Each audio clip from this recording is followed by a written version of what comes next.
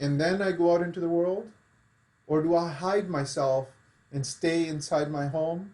Or do I connect with myself and really understand who I am and then walk out the front door standing proud and walking proud? Those are your choices. So you can either change for the world and let someone else guide your destiny, or you can stay home, burrow yourself, hide under a bed, or you can learn about who you are, and that requires work. That's just not going to come. It's not going to just fall into your lap one day. That requires work. That requires effort, and there's skills and strategies to do that. We can also talk about that after, but that's work. I totally agree with that. I think it also like it comes to embracing yourself. So for some reason, my name is really hard for people to pronounce as well, and I had similar stories. And my mom would always come to like parent teacher interviews and like tell them how to actually pronounce their name. And it wasn't up until recently where I would actually make that effort. So I agree with you to just embrace your identity and embrace who you are, and that's the first step. Absolutely. And it's a treasure trove. And if you haven't taken time to go look at the treasure trove and keep coming out without looking at it, you're going to be poor every time. You're going to be poor every time. No one's to be blamed but yourself if you choose to leave home without going into the treasure trove first and say, "Oh, this is who I am. This is what I got. This is the wealth that I bring." And if you don't have that, then don't expect anybody else to say, "Well, let me give you some," because you've left your own treasure trove at home. So learn, be connected to who you are, understand your strengths and your legacy and where we come from. And in Sikh Heritage Month, I mean, we come as Sikhs, we come from a deep and very strong and a rich, vibrant, incredible history. Short, but I tell you, it's an epic tale. Very much.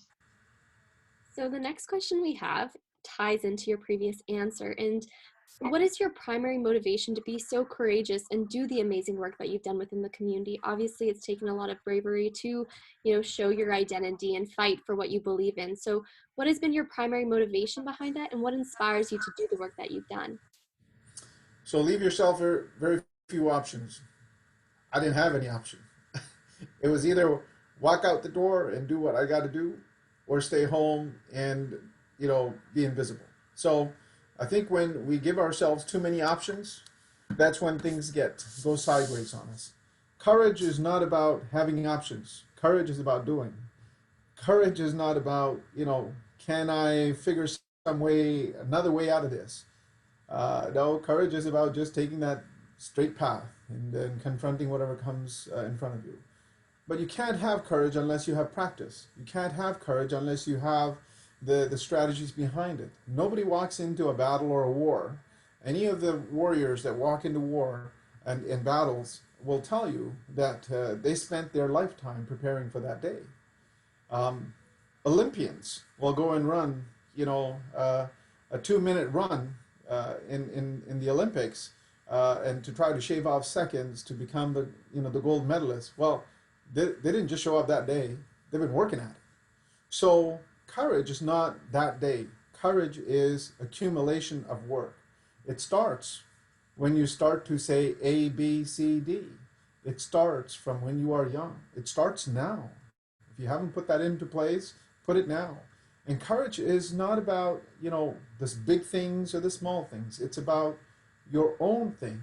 It's about what you do daily. Did you have courage to tell the truth? Did you have courage to own what you did wrong? Did you have courage to share your opinion? Did you speak up even though you thought you might look stupid? Did you take time to tell your friend that, hey, that joke? Yeah, not on. We don't talk about people like that. Did you take time to tell your, boss or your colleague that, what, that's great. We all had a good laugh, but I don't want to. That's not on. That doesn't. That's not who we are. We don't want to continue to proliferate that. You have the courage to have that one-on-one conversation. So all these things are important. So courage in social justice, courage in your own self, courage in speaking the truth, courage in bringing issues forward. All of that takes work. And again, It's not something that happens on one day. It's about building a pattern of behavior and committing to it. So as I spoke yesterday on the Sangat, we have received instructions from Gurbani and our teachers in our teachings. The instructions need to be translated into intention. If we can turn our instructions into intention, then intention can then be translated into commitment. And from commitment, we can move to action. So it's a phased approach, but we have to start somewhere. For sure. So also related to that, obviously being Sikh is a big part of your identity as you fought for the inclusion of the turban in your uniform. But how else has your Sikh identity influenced you in like your life and the actions you take? So like you just mentioned Zubani, was that always something that was like at the forefront um, of your life, or was that something you got into as you like got older? Yeah, it's like anything else. I wasn't born a devout Sikh. You know, I was born a brat. I gave I gave my parents a lot of trouble, but they stuck with me, thank God. And as I was growing up, you know, I had a loving mom and a wonderful father. Um, so, I mean, when I was asked to learn tabla, I was such a brat that my tabla teacher said, "I'm not teaching him because he's just a brat. I can't teach him." But my father, God bless him, he took the time to persuade this teacher to take me in, and I had rules to follow.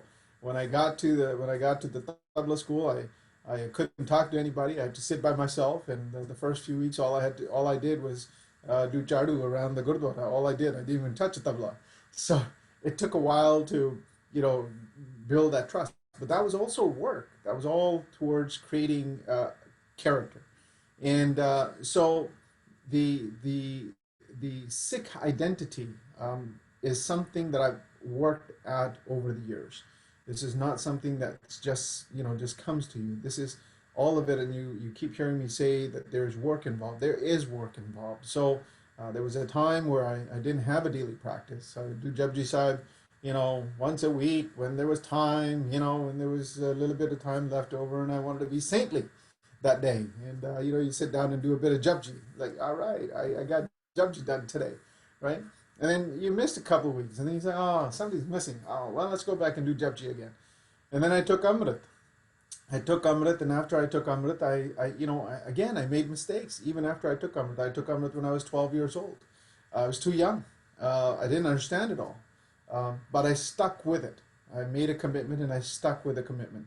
But again, my daily practice was up and down. It wasn't complete. And it wasn't until I came to Canada after I got into the RCMP. During my time in Regina, I used Simran and Barney every day to get me through the day. And I could have used more of it. Every day was a challenge, and I needed Barney and Simran to get me through the day. And as I got through the first few years of my life, I started to settle into my daily practice. And now I've got a daily practice that I've been practicing for over 15 years, that I've not missed one day. And that has completely changed my life.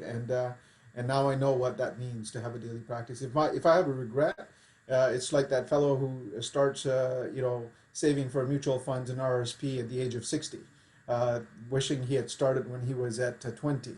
So that's my regret, where I wish I had started doing Simran and Barney regularly on a daily basis, you know, when I was 12, instead of when I was in my, 40s. Yeah.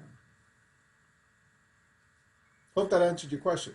No, very much. Yeah, that was Okay. a really good answer.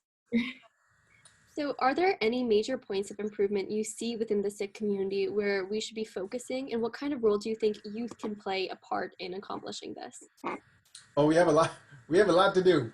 We have a lot to do. Um, so look, we we are a very rich community, and let me also take before I answer that question. Let me also say this, just to add to one thing. I also don't want any of my young Sikhs, my brothers and sisters, my daughters and my sons, anyone out there, don't carry guilt with you. If you missed Jabji one day, don't be, oh my God, I'm such a bad Sikh. Oh my God, I didn't do my Simran. No, no, we don't believe in guilt. There is no guilt concept in the Sikhi. What we have is a warrior concept. What we have is an uplifting concept. What we have is an inspirational concept. What we have is an elevated concept. What we have is Chardati Kala. So don't worry about that stuff. God still walks with you. Now, with respect to what we need to do within our community, there's a lot of work to be done in our community. We've fallen fairly considerably far from what our initial sort of objective and intention that was set by Guru Nanak Dev Ji. So we celebrated 550 years in birth of Guru Nanak Dev Ji, and yet to this day in Harmandir Sahib women are not allowed to do kirtan in the Harmandir Sahib. So you ask yourself, is there work to be done?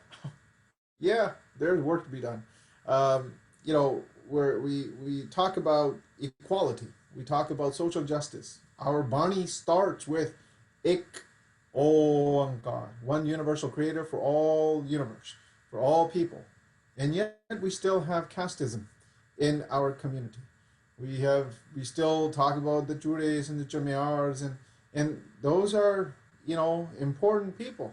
And we still have songs that jut this, jut that. Well, if you're not a jut, how are you feeling sitting in that party? Not so good.